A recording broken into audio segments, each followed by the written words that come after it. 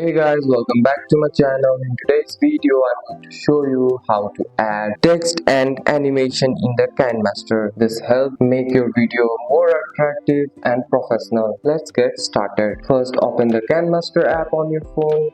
Tap the plus icon to create a new project and add your video clip to the timeline. On the bottom, tap layer. Here you can type your text like a style or a title or subtitle. Tap OK or tap on tick.